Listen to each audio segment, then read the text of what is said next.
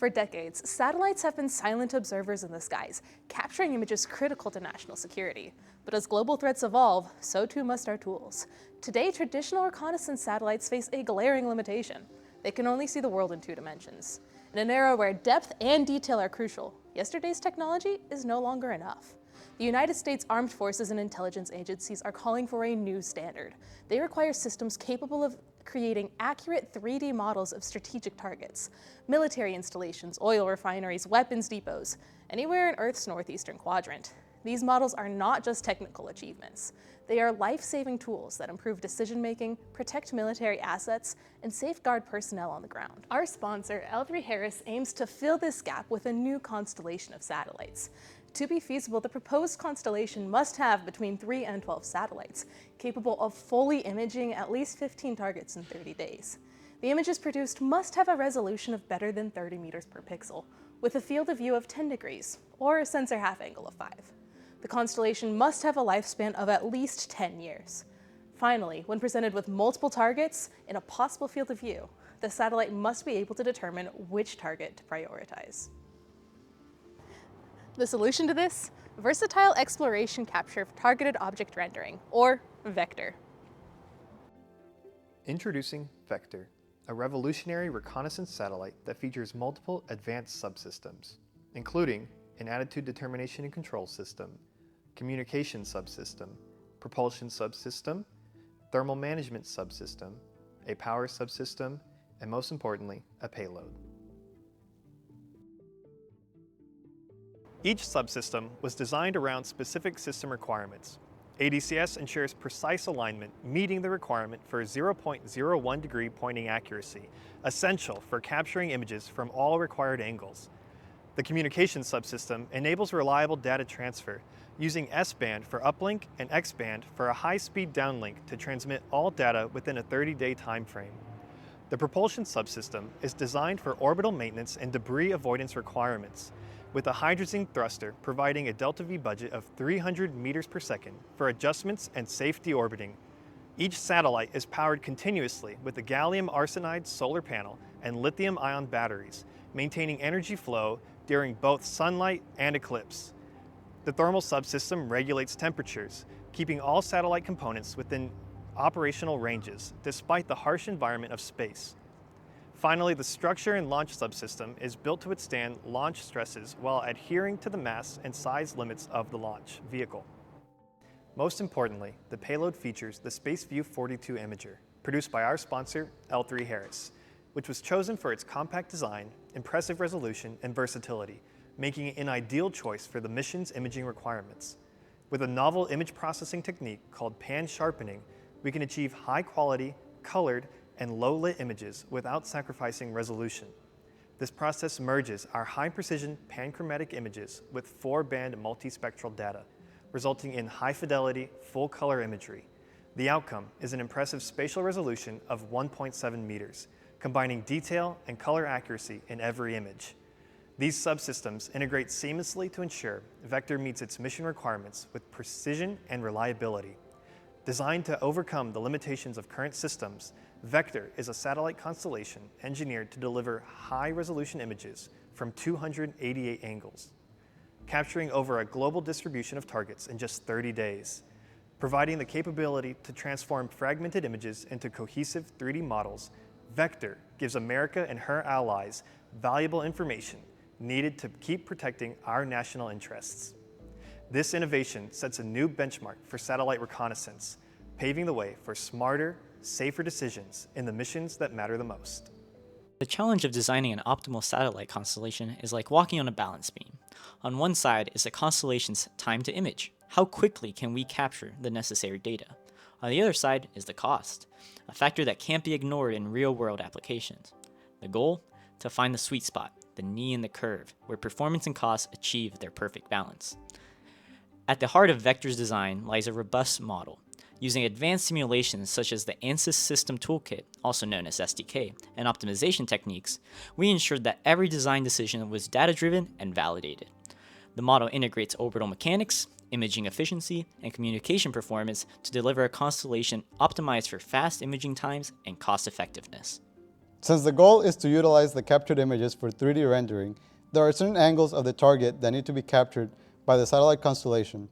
In our algorithm and SDK simulations, this translates to a certain angle bin that need to be acquired in order for a satellite constellation to be considered successful. These angles will cover elevations from 10 to 90 degrees elevation and azimuths from all 360 degrees per target. Having a 10-degree step size for each target gives a total of 288 bins that need to be achieved for 100% coverage.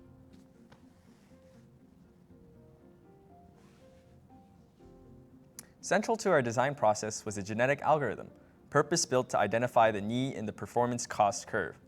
The algorithm begins with a population of potential configurations of the constellation, each representing different numbers of satellites, orbital parameters, and imaging schedules. Iterating over generations of solutions, the algorithm evaluates the configuration against two primary objectives: minimizing the time to image and reducing mission cost. Fitness functions were applied, which included the simulation and data evaluation. Then scoring was applied to each solution based on the time and budget. The crossover and mutation steps introduced variations, ensuring that the search space was thoroughly explored. Once completed, the generation is populated with these new solutions. This process will reiterate until the algorithm converges on a new solution.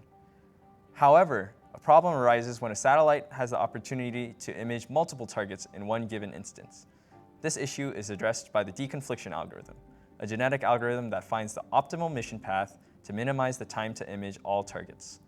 The algorithm also accounts for the satellite's ability to orient itself and only includes solutions that are feasible given the satellite's hardware constraints. For a 15-target scenario, the genetic algorithm-based optimizer was able to explore a design space using a population of 20 solutions for 10 iterations. 43 of the 200 solutions were feasible designs, meaning they achieved 100% image coverage. From the set of feasible solutions, a Pareto frontier was defined, highlighting the best constellation designs in terms of both cost and performance. From the Pareto frontier, the most cost-efficient and best-performing solutions can be analyzed. For the cost-efficient solution, the Walker constellation would consist of an inclination angle of 70 degrees, one orbital plane, and 6 satellites on that plane, while the solution that imaged all targets, the fastest, was a constellation with the inclination of 70 degrees and 4 planes distributed across the RAN axis and 3 satellites per plane. A 50-target scenario was then evaluated in the same manner. The Pareto frontier was again identified, and the most cost-effective and best-performing solutions are as follows: a 75-degree inclination, 2-plane, and 3 satellites per plane configuration was the most cost-effective of the feasible solutions. The highest performing solution had a 75-degree inclination, 6-plane, and 2 satellites per plane configuration. From this data, the team concluded that a constellation with more satellites scales efficiently to scenarios with a larger number of targets. Space presents several risks that must be addressed. The European Space Agency estimates there are approximately 170 million pieces of debris in orbit. While the chance of Vector colliding with one of these is low, it is not zero. Additionally, space is home to hazards such as geomagnetic storms, solar radiation storms, radio blackouts, and the potential for adversarial interference. To mitigate these risks, Vector will be constructed from durable, radiation-resistant materials, equipped with a surplus of maneuvering fuel to avoid collisions, and secured with a robust data encryption. The Vector mission represents the culmination of months of dedication, critical thinking, and collaboration as part of our senior design project. As students, this experience pushed us to apply classroom knowledge to a real-world challenge, fostering both technical expertise and teamwork. Vector represents the cutting edge of what's possible, combining advanced imaging capabilities and optimized designs as well as algorithms to meet critical challenges. As we transition from students to professionals, we hope this work inspires others to push boundaries, tackle complex problems, and pursue innovative solutions that could shape the future of the aerospace industry and beyond.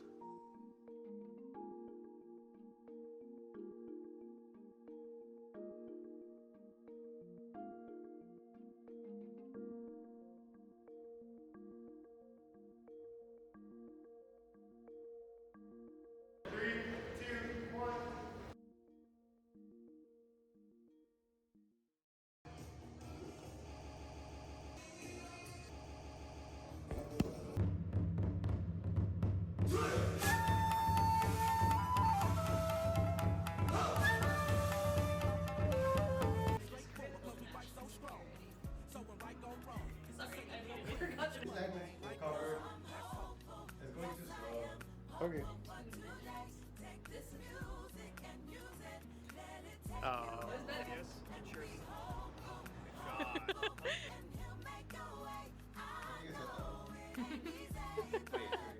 Good job. And then walk to the side. Boom, fear mongering. That's a problem. They just walk. These 15 targets within 30 days. This is too slow. Okay. Considering. Oh, wait. Dang it, it was going too slow. It's so slow. Oh my god. As global threats evolve, so too must technology.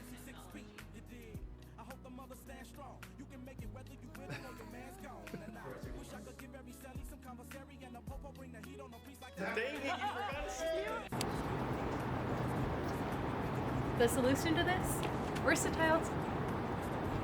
Dang, no teleprompter.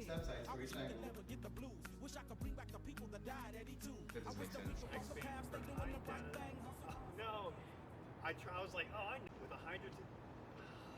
Dang it. Yeah, that was right. Let's do my hand against the other. It's recording.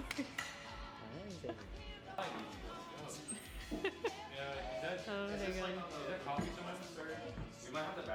It's. Hang on. We want both chairs? Yeah. I mean, for both of y'all. Or. You're still like this above them. Wait, genetic? Out.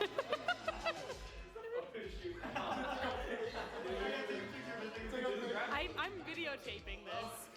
No, I want a picture of this for the memory. Wait, we're doing it. Hold on. That are feasible given the satellite's hardware constraints.